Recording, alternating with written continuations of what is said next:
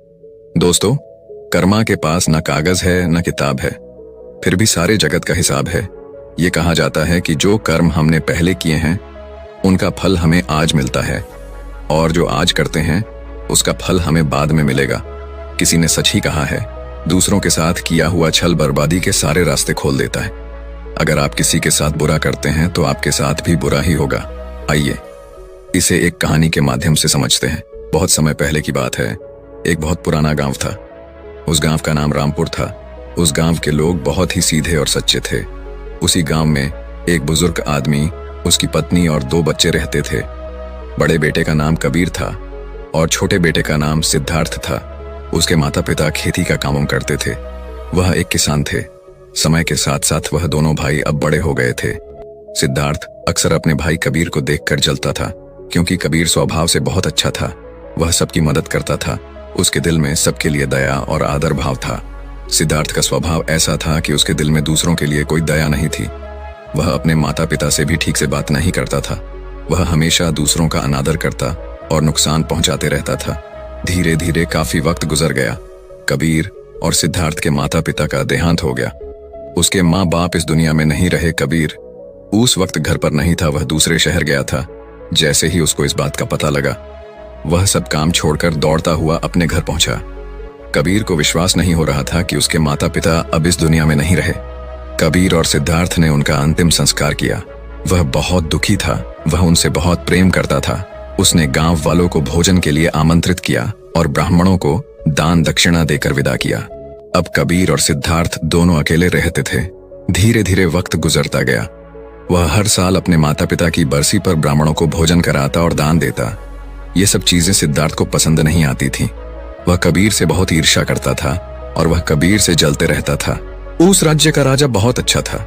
वह राजा सबकी मदद भी किया करता था। इसीलिए एक बार अपने माता पिता की बरसी पर कबीर ने अपने राज्य के राजा को आदर सत्कार के साथ अपने घर बुलाया और राजा के सामने ब्राह्मणों और उसके सगे संबंधियों को खाना खिलाया। ब्राह्मणों को दान भी दिया ताकि उसके माता पिता स्वर्ग में अच्छे से खुश रह सकें। सिद्धार्थ वहां खड़ा था। राजा भोजन करने के बाद सिद्धार्थ के पास गए। सिद्धार्थ ने राजा को प्रणाम किया। तभी राजा ने सिद्धार्थ से पूछा, तुम्हारा भाई तुम्हारे माता पिता के लिए इतना कुछ करता है, तुम ऐसा क्यों नहीं करते हो?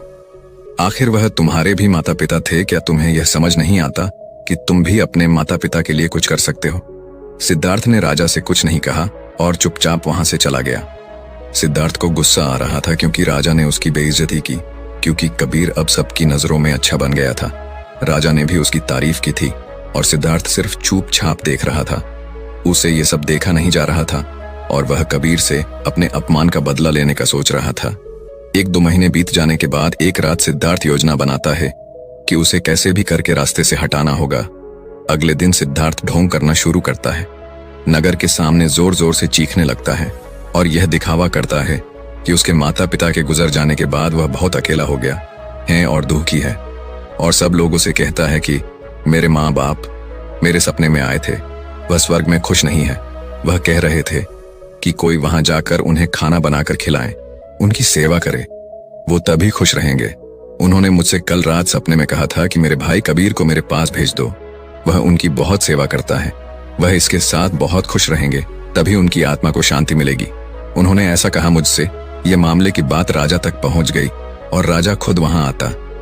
हे राजा ने ज्यादा सोचा नहीं। उसे लगा कि सिद्धार्थ सच कह रहा है और कहते हैं, यह तो अच्छी बात है।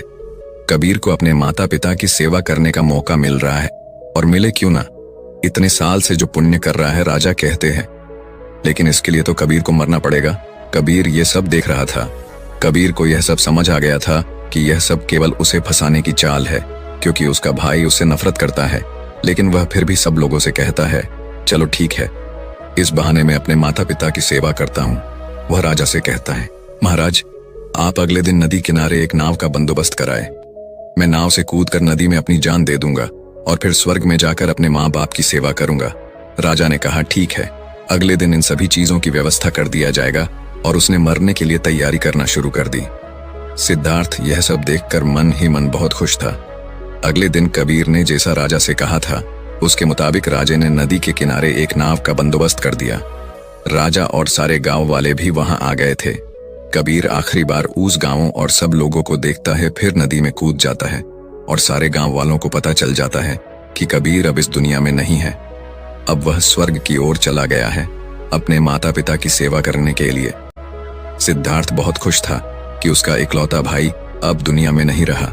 जो भी जमीन और वसीयत है अब वह सब मेरा है, मैं ही इसका मालिक बनूंगा। धीरे धीरे काफी दिन गुजर गए। एक दिन अचानक से राजा के दरबार के बाहर कबीर बैठा होता है और जोर जोर से रो रहा होता है। राजा के सिपाही ने देखा कि कबीर वहां बैठा बैठा रो रहा था। पहले तो सब डर रहे थे उसके पास जाने से। फिर कुछ देर बाद सिपाही पूछते हैं, ये चमत्कार कैसे हुआ, तुम जिंदा कैसे हो? कबीर मौन रहा। फिर सिपाही उसे दरबार में ले जाते हैं। सिपाही कबीर को लेकर आ रहे होते हैं। राजा उसे जिंदा देखकर बहुत आश्चर्यचकित थे और कबीर से पूछते हैं। तब कबीर राजा को बताता है, महाराज, मैं स्वर्ग में गया था। मैंने देखा मेरे माँ बाप अभी भी खुश नहीं हैं। वो मेरे पर गुस्सा हो रहे थे और कह रहे थे, तुम्हें तो खाना बनाना भी नहीं आता, तुम तो हमारी सेवा भी ठीक से नहीं कर रहे हो। तुमसे अच्छा तो सिद्धार्थ है, जो तुमसे अच्छा खाना बना लेता है और वह हमारा ख्याल भी रखेगा। तुम जाओ और उसे भेज दो। राजा कहता है, अगर ऐसा है तो सिद्धार्थ को इसके लिए मरना पड़ेगा। राजा अपने कुछ सैनिक को भेजता है और वह सिद्धार्थ के पास जाते हैं और कहते हैं कि महाराज ने तुम्हें राज दरबार में बुलाया है। और सिद्धार्थ उनके साथ आ जाता है। राज दरबार में पहुंचकर सिद्धार्थ ने देखा तो उसका भाई कबीर वहीं मौजूद था। उसे वहां देखकर आश्चर्यचकित था। राजा उसे सारी बातें बता देते हैं और कहते हैं, तुम्हारे भाई ने माता पिता के लिए इतना त्याग किया है, अब तुम्हारी बारी है। तुम्हारे माता पिता चाहते हैं कि तुम उनकी अच्छे से सेवा करो। राजा से कहते हैं, क्या तुम उनके लिए ऐसा कुछ नहीं कर सकते? सिद्धार्थ अगर कुछ बोलता तो उसकी योजना के बारे पता चल जाता। इसीलिए सिद्धार्थ को ना चाहते हुए भी ये सब करना पड़ता है। अगले दिन फिर से सारी तैयारी किया जाता है। कुछ देर बाद सिद्धार्थ घर आ जाता है और सोचता है, मैं वहां जाऊंगा ही नहीं। अगर मैंने ऐसा किया तो वह सच में मुझे मार ही देंगे। आज रात को ही मैं गांव छोड़कर कहीं चला जाऊंगा। दूसरी तरफ कबीर ने राजा को सारा सच बताया। असल में वह जिंदा कैसे बचा था, उसने पहले ही मछुआरे से बात कर ली थी। जब कबीर नदी में कूदा तो थोड़ी ही देर बाद मछुआरे ने उसकी जान बचा ली थी, जिससे उसकी जान बची और वह 1 महीने तक नगर से दूर रहा था और किसी को भी नहीं पता चला कि वह जिंदा है। फिर सही समय पर राज्य में लौट आया। वह यह सब सिर्फ इसलिए किया क्योंकि वह उसके भाई सिद्धार्थ को एक सबक सिखाना चाहता था। इधर सिद्धार्थ शहर छोड़कर जाने की योजना बना चुका था। अपने योजना के अनुसार वह रात के अंधेरे में ही घर छोड़कर भाग जाता है। वह घर छोड़कर कुछ दूर गया ही था कि तभी राजा के कुछ सैनिकों की नजर उस पर पड़ती है और उसे रोकने का प्रयत्न करते हैं। सिद्धार्थ और सैनिकों के बीच हाथापाई और लड़ाई शुरू हो जाती है। सिद्धार्थ को सैनिकों ने पकड़ रखा था। सिद्धार्थ गुस्से में आकर एक सैनिक के सिर पर एक लकड़ी से मारता है। सिर पर चोट लगने से उसकी वहीं पर मौत हो जाती है।